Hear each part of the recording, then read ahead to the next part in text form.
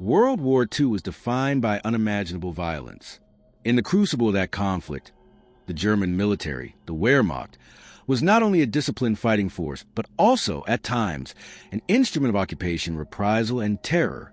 Among its generals was Werner von Erdmannsdorff, a man whose fate, and the fate of countless civilians, reveals the brutal calculus of war and its aftermath. In today's video, we explore the life, command, and ultimate execution of Erdmannsdorff, how circumstances, ideology, and military culture entwined to create tragedy on an epic scale. Werner von Erdmannsdorff was born on July 26, 1891 in Bautzen, in the German Empire. He came of age at a time when European militaries were steeped in tradition and hierarchical order. After entering military service in 1910, he fought in World War I and remained in uniform during the interwar years. By the 1930s, as Adolf Hitler's regime consolidated power, Erdmannsdorff remained part of a professional officer corps that believed, initially, that the new government could restore German strength. Like many officers of his class, he joined the expanding Wehrmacht when Hitler began rearmament in violation of the Treaty of Versailles. With the outbreak of World War II in 1939, Erdmannsdorff rose through the ranks. He commanded the 18th Infantry Division and later the LXXXI Army Corps, participating in some of the early campaigns in Poland and on the Eastern Front. On paper, his career was typical of senior German officers: medals, promotions, high command. But the reality of the war he served was one of brutal occupation policies and genocidal ideology. When Wehrmacht units moved into Eastern Europe, they operated within a system that increasingly blurred the lines between regular combat and criminal actions against civilians, including mass executions, deportations to forced labor, and collective punishment in supposed anti-partisan operations. These operations often dragged civilian populations into their horror. While detailed records of Erdmannsdorff's personal orders are sparse, historians note that Wehrmacht commanders at his level were implicated in the wider machinery of repression in the occupied Soviet territories and the Balkans. Many units under German occupation committed atrocities, burning villages, killing civilians, and sending tens of thousands to forced labor or death. To understand the environment in which Erdmannsdorff operated, we need to look at the horrifying context of occupation across the Eastern Front.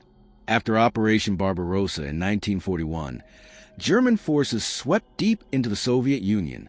Along with advancing armies came Einsatzgruppen mobile killing squads, and SS units tasked with implementing Nazi racial policy.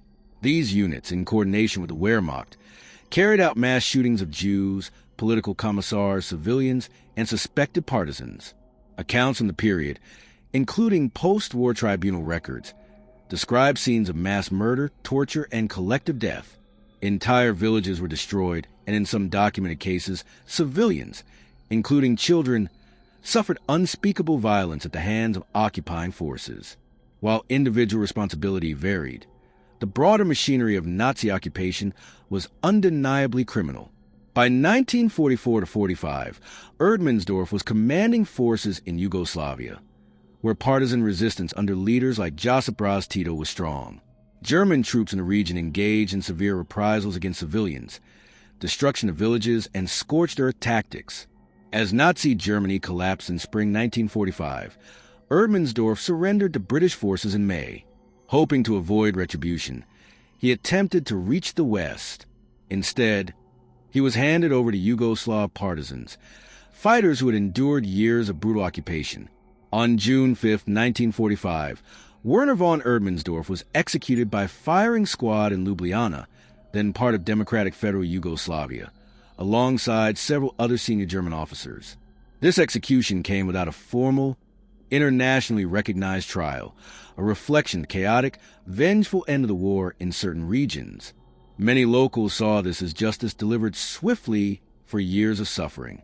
But historians note that extrajudicial executions, even of those who presided over horrors, raise complex questions about law, retribution, and memory. The story of Werner von Erdmannsdorff is not just a biography of a general. It reflects deeper truths about how war, ideology, and obedience can deform institutions built for defense into instruments of terror. It reminds us that, Military professionalism alone does not immunize individuals from criminal systems. Occupation policies rooted in racism and reprisal unleash suffering on civilians. Justice after mass violence is messy, contested, and often incomplete. Above all, this history underscores a need to remember the victims, understand the mechanisms of atrocity, and ensure such horrors are not repeated. Werner von Erdmannsdorff's name is one among many in the catalog of World War II, but it stands as a symbol, not of a solitary monster, but of an entire system where ordinary men, through rank and obedience, became enmeshed in extraordinary evil. If we learn anything from this dark chapter, let it be a commitment to truth, to remembrance, and to justice, not just in history books, but in how we confront violence in our own time.